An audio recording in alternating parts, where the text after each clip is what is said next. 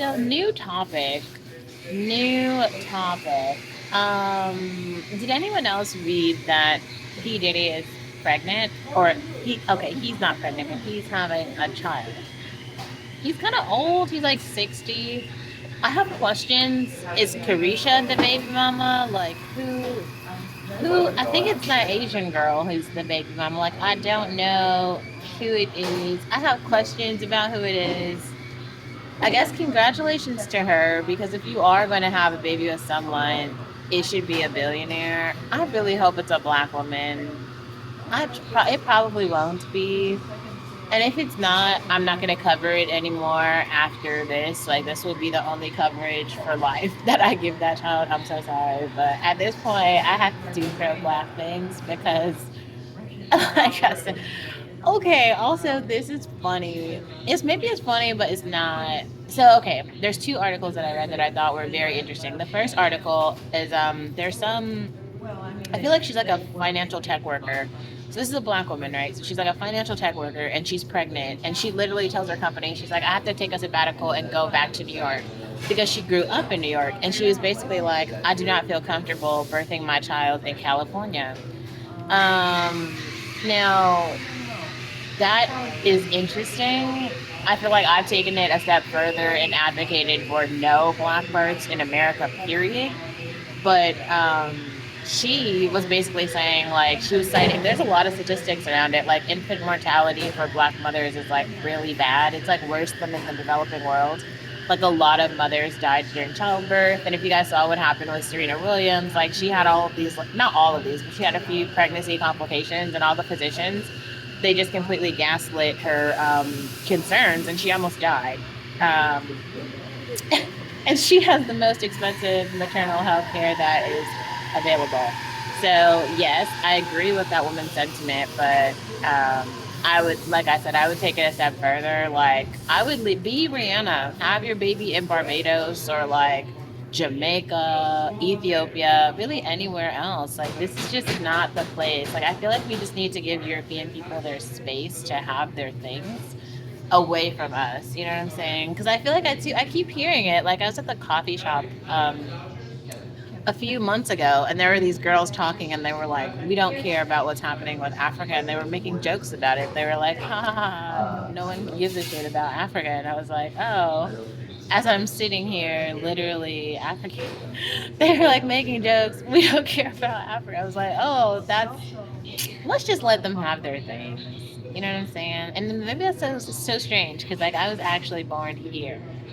Like I was born here, but I don't know. I just don't identify. Like I don't feel like this place is for me. And I don't feel like I'm the only person who feels that. Basically every single Habesha student that I know has gone back to Ethiopia at this point. They were like, I had job offers in America and instead I decided to go back to Ethiopia. And I think that that makes sense. It's more practical. Or go to Canada or like Germany, really anywhere else. But this is not I don't know. I don't think nothing is getting better. Like, everything is the same as it was in the 50s. And that's fucking weird. Like, it's so strange. Like, it's so strange. Like, you would assume that shit would, like, kind of start to get better. It's it's the people. Like, the people are not, how do you say? Like, they're not moving with the times as you would like them to.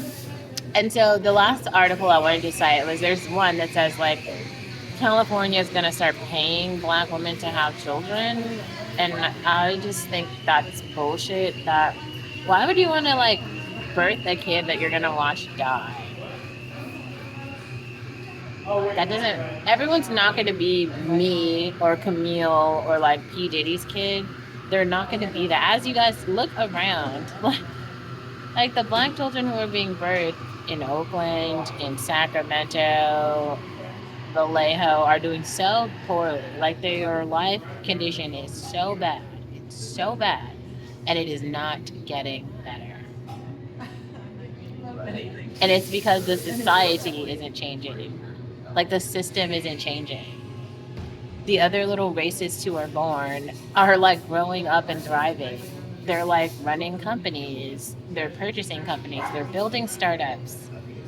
I think you just need to realize you should, submit in defeat in a sense.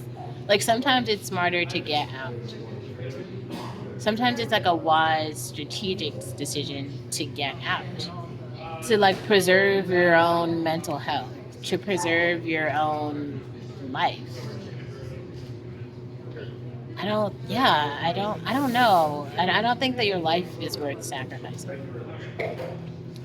And I also think that like all of the issues, at least this is what I think, all of the issues that I've seen in the developing in Africa specifically, and also let's talk about Africa for Black people, not North Africa. So like West Africa, East Africa. Um, so I think that all of the problems there have to be confronted and they have to be solved. And they have to be solved by us. So like what's the point of stalling or like, you know, yeah, what like we might as well do it now. There's nothing to like wait for. You know what I mean? Like like we have to do it. There's no one else. Uh,